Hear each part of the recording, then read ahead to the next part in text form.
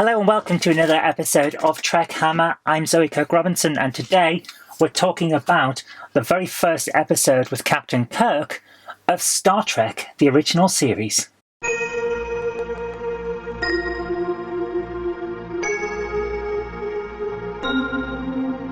So the Man Trap is a very interesting episode, and yes, we are starting with the Man Trap. I know there are potentially other episodes that could be regarded as the first, but I'm going by the listing that there are on the original series Blu-ray discs. So it starts with the Man Trap. We're reviewing the Man Trap. Going to go through them all in order as they're listed on the Blu-ray collections.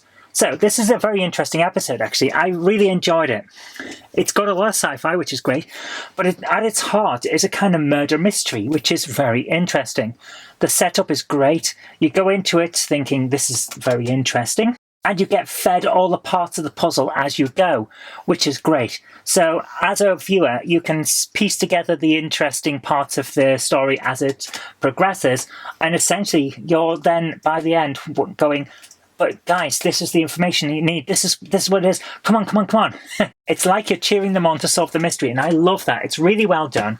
The acting is great. Out of all of them, I think Mr. Spock is the one that hasn't quite got the character yet, because Leonard Nimoy is clearly still trying to decide whether his new Vulcan is going to be emotionless or just more laid back compared to the more in-your-face version of Captain Kirk.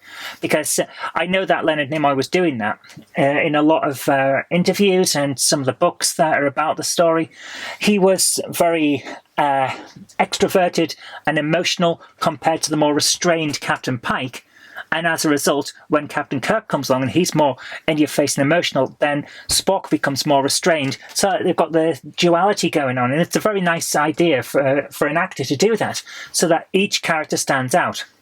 But he hasn't quite pinned the emotionless part of the Vulcan just yet. So it's interesting to see how he develops.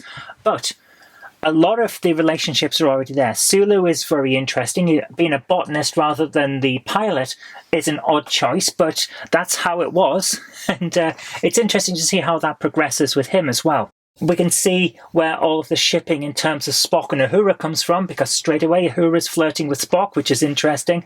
Spock hasn't quite grasped what's going on, which is also interesting. But also it means that I do understand when people say that Strange New Worlds is kind of going against canon, because surely by this point Uhura would know and understand all of this aspect of Spock, since she's worked with him for years, according to Strange New Worlds' timeline. So I get it. But if you reinterpret it as her teasing him, then it still works, which is nice. So it's not entirely against canon, it's just a reinterpretation of canon, so that's nice. Story-wise, yes, absolutely loved it. Watching all of these, by the way, with the enhanced special effects from the Blu-rays, the redone version. It's like the Star Wars special editions, only not bad. So I really enjoyed it. I watched it with my wife, and she enjoyed it as well. Loved the murder mystery aspect of it, the way everything gets parceled out to the viewer.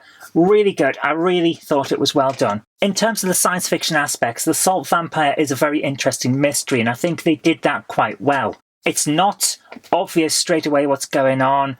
He must have eaten this plant. Well, he can't have eaten that plant because X, Y, and Z. And the discussion from the medical terms, loved it. It's a proper police procedural in that way. They've got the medical examiner, they've got the detective going on. Well, all of this doesn't add up, blah, blah, blah. It's really well done. And then right at the end, when we're seeing that the Salt Vampire is a creature that kills, but is clearly intelligent, and it's acting out of desperation to a certain extent. Well, yeah, not entirely, but the guy on the planet does clearly have feelings for it and doesn't want to just murder this creature. That was really well done. I thought that was put across very nicely. It presents it as a moral quandary as well as everything else, as well as a threat, but it's still clearly the villain of the piece. So all in all, I think they produced that very well, and it makes you think about what's going on and what the effect of this will be. And then we see at the end, Kirk is thinking about the buffalo and how they used to be all over the American plains, and now they're not because mankind killed them, after he has essentially had to order the execution of this last member of a species. The species was going to die out anyway, so there is that, which kind of mitigates his guilt to a certain extent, but he's still feeling guilt because he's called for the death of this creature and therefore the extinction of its race to protect the people. It's a moral quandary. I like the way they handled that.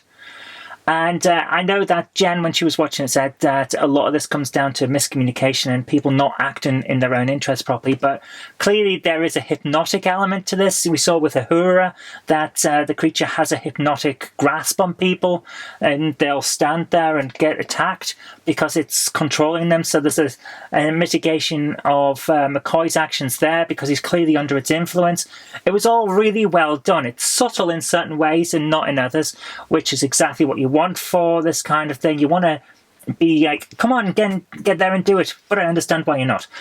So really, it was really, really well done. Really nicely laid out, really nicely acted.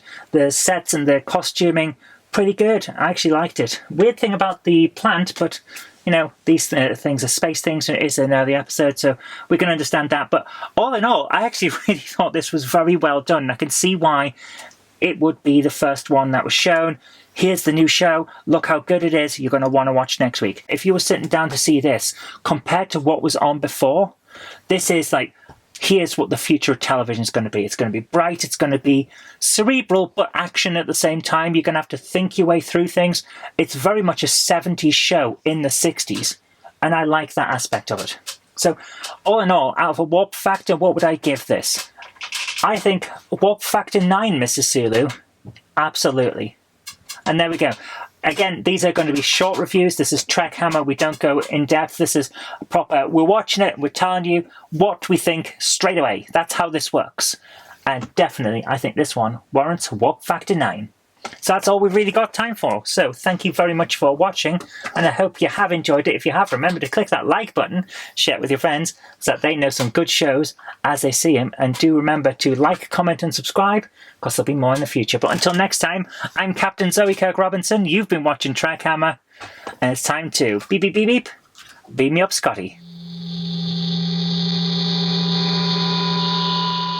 If you like the show, please consider supporting me on Patreon. It really does help create future videos. That's patreon.com/Zoe Kirk Robinson. And I've got an extra special thanks going out to Chief89, Sam Yates, Retro Mickey82, Mo Henry, and George Botterini. Thank you so much, guys.